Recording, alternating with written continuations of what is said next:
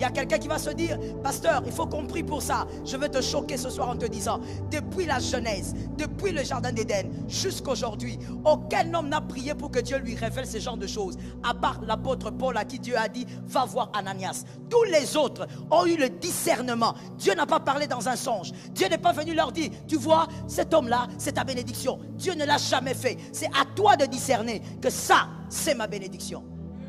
Donne-moi 3 amens.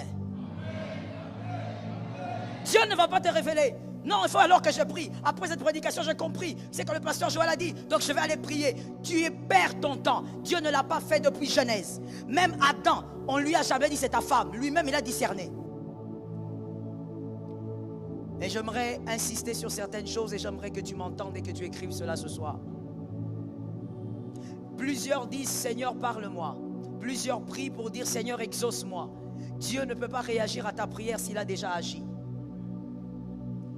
Dieu ne réagit pas à une prière lorsqu'il a déjà agi. Lorsque Dieu agit, il place les hommes autour de vous. Certaines prières, la réponse de ces prières, ce sont les hommes que Dieu a placés dans votre destinée. Je suis d'accord avec toi. David ne pouvait pas dire à Dieu, délivre-moi de la mort d'entre les mains de Saül. Dieu n'allait pas le faire.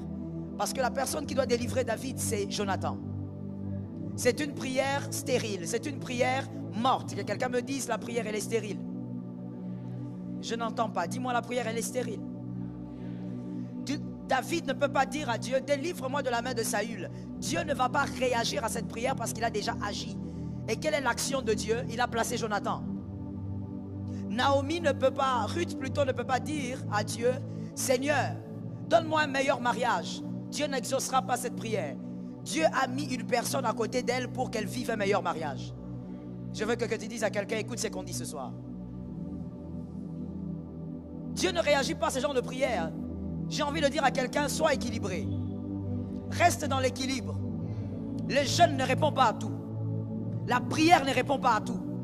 Il y a des réponses que Dieu a déjà placées autour de vous, ce sont des hommes. Est-ce que quelqu'un m'entend? Lorsqu'on ne maîtrise pas ces choses, on devient un chrétien stressé, on devient un chrétien aigri, on devient un chrétien dépressif.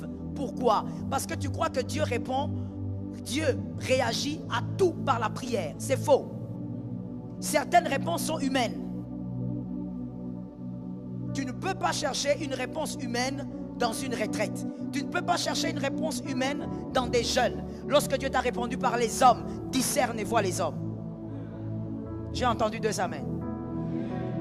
Voilà pourquoi j'insiste en disant soyez équilibrés.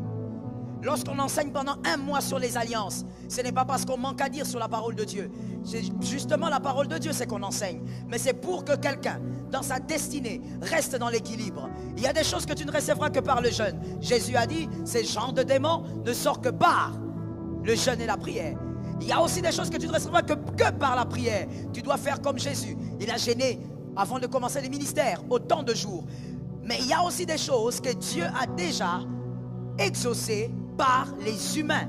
Et ça ne changera pas. Restez dans l'équilibre. Ainsi, je veux dire ceci. Avant de vivre Marc 8, 25, vous devez d'abord vivre Marc 8, 24. C'est une réalité que j'étais en train d'expliquer à nos frères et sœurs à Rabat. Et je tiens aussi à te l'expliquer aussi. Avant de vivre Marc 8, il regarda et il dit, j'aperçois les hommes, mais je vois comme des arbres qui marchent. Pour celui qui a lu la Bible il y a longtemps, il s'agit de cet aveugle que Jésus avait touché. On appelle communément ce miracle le second toucher. Jésus a touché la première fois. Cet aveugle dit, Jésus lui pose la question, est-ce que tu vois? Il dit à Jésus, je ne vois pas bien. J'aperçois les hommes comme... Est-ce que tu peux dire à ton voisin, les hommes comme des arbres? J'aperçois les hommes comme des arbres. Mais quand vous lisez maintenant le verset suivant, c'est-à-dire le 25, Jésus lui mit de nouveau les mains sur les yeux. Et quand l'aveugle regarda fixement, il fut guéri et vit tout distinctement. Je veux dire à une âme, Jésus n'a jamais raté de miracle. J'ai entendu 2 amen.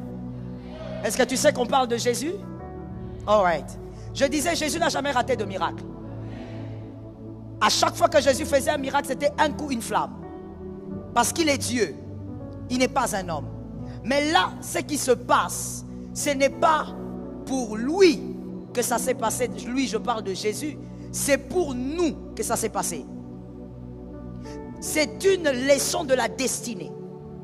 Avant que tu ne voies clair dans ta destinée, tu dois d'abord commencer par voir les hommes comme des arbres. Si tu ne vois pas les hommes comme des arbres, jeûne comme tu veux, sois un homme de jeûne, sois un homme de prière, mon frère, sur la terre, tu vas échouer.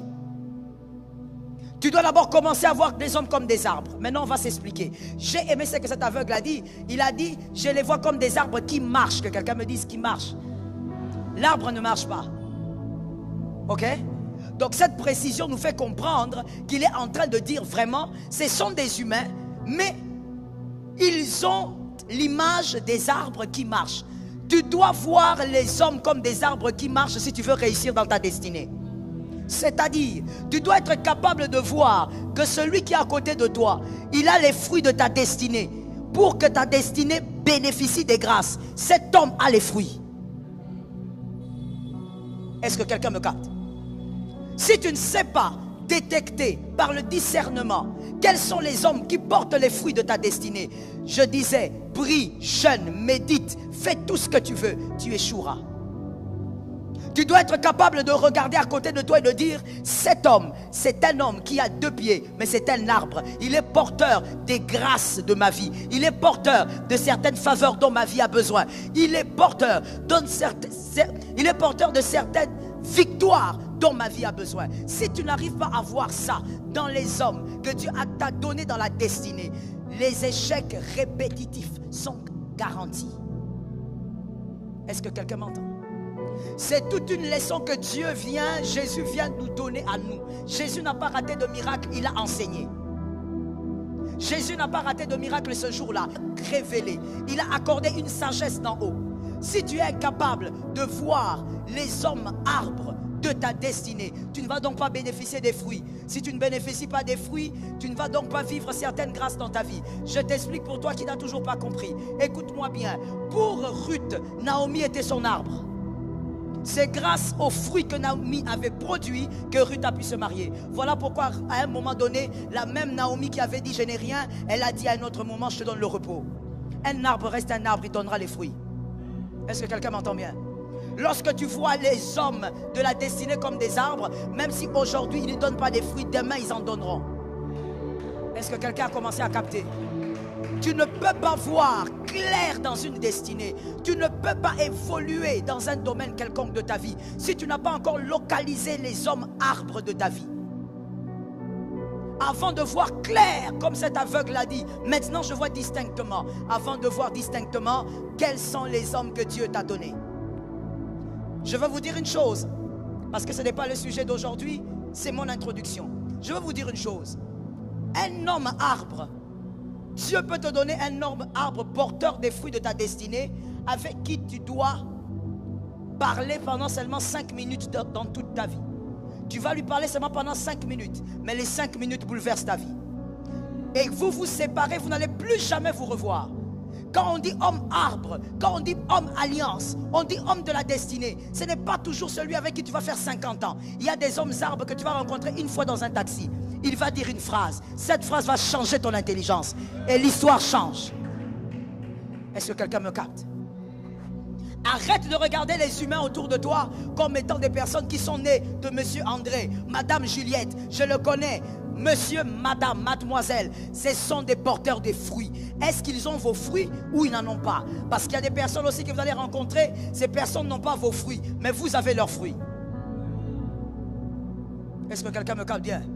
Voilà pourquoi, pour fermer cette parenthèse, j'aimerais dire à quelqu'un, vis bien avec les gens. Parce que tu peux être porteur des fruits de quelqu'un. Tu es obligé de donner ses fruits. Que Jésus délivre une âme.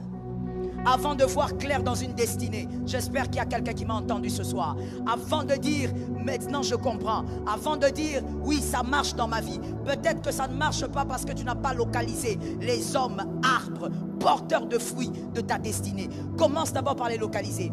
Il y a quelqu'un qui va se dire, pasteur, il faut qu'on prie pour ça. Je veux te choquer ce soir en te disant, depuis la Genèse, depuis le jardin d'Éden, jusqu'aujourd'hui, aucun homme n'a prié pour que Dieu lui révèle ce genre de choses, à part l'apôtre Paul à qui Dieu a dit, va voir Ananias. Tous les autres ont eu le discernement. Dieu n'a pas parlé dans un songe. Dieu n'est pas venu leur dire, tu vois, cet homme-là, c'est ta bénédiction. Dieu ne l'a jamais fait. C'est à toi de discerner que ça, c'est ma bénédiction. Donne-moi 3 amens. Dieu ne va pas te révéler. Non, il faut alors que je prie. Après cette prédication, j'ai compris. C'est comme le pasteur Joël a dit. Donc je vais aller prier. Tu perds ton temps. Dieu ne l'a pas fait depuis Genèse. Même Adam, on lui a jamais dit c'est ta femme. Lui-même, il a discerné. Est-ce que quelqu'un capte ce que je dis? On n'a jamais dit à Ruth, Ruth, attache-toi à Naomi. Personne. Ils étaient à 2. L'autre était avec elle. Comment s'appelait-elle? Elle était attachée aussi. À un moment donné, elle dit, bon, moi j'abandonne. Ruth a dit, je ne laisse pas. David n'a pas eu des révélations pour qu'on lui dise c'est Jonathan. Non, il a discerné. Que quelqu'un me dise le discernement. Le discernement va te sauver la vie. J'ai aimé ton amen. Le discernement va te guérir du mal. Le discernement va te permettre de savoir. Le discernement va te faire comprendre que là où je suis, je ne suis pas à ma place, je dois partir. L'esprit du discernement. Ça ne viendra pas dans un rêve, mon frère. On ne prie pas pour ça. C'est un déséquilibre de connaissances. On discerne. La chose pour laquelle tu dois prier, tu dois dire maintenant à Dieu, Seigneur, accorde-moi un esprit de discernement. L'esprit de discernement est merveilleux. C'est un esprit que je considère comme étant un esprit essentiel pour un enfant de Dieu. Parce que l'esprit de discernement va te faire comprendre que ce qui est faible aujourd'hui deviendra fort. Sois patient, reste là. Ça, c'est l'esprit de discernement. C'est l'esprit de discernement qui va te faire comprendre que là où il n'y a pas d'eau, l'eau peut sortir d'en dessous. Sois patient. L'esprit de discernement. Le contraire de l'esprit de discernement, c'est l'ignorance, l'agitation. Ça t'amène à courir là où tu dois t'asseoir. Au nom de Jésus, que cette malédiction tombe. Là où tu dois courir, cours. Là où tu dois courir, ne t'assieds jamais. Est-ce que quelqu'un entend l'esprit parler à l'église? Quelqu'un entend l'esprit parler à l'église? Là où tu dois courir, je dis cours, ne t'assieds pas. Là où tu dois marcher, marche, ne dandine pas. Là où tu dois t'asseoir, assieds-toi et ne marche pas. C'est comme ça que Jésus a dit à Marthe, tu t'agites beaucoup. Marie a choisi la bonne part. Mais comment choisir la bonne part? Le discernement. Que quelqu'un mette ta main sur sa tête et dise, Seigneur, accorde-moi le discernement.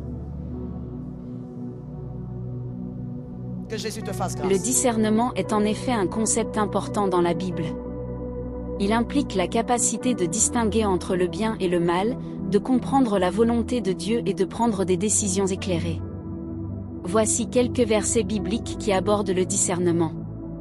Hébreux 5 verset 14, « Mais la nourriture solide est pour les adultes, pour ceux qui, en raison de l'entraînement qu'ils ont reçu, ont les sens exercés à discerner le bien et le mal. » Romains 12 verset 2, « Ne vous conformez pas au monde actuel, mais soyez transformés par le renouvellement de votre intelligence, afin de discerner quelle est la volonté de Dieu, ce qui est bon, agréable et parfait. » Ces versets encouragent la recherche de la volonté de Dieu, la transformation de l'esprit et l'exercice du discernement spirituel pour prendre des décisions conformes à la foi chrétienne.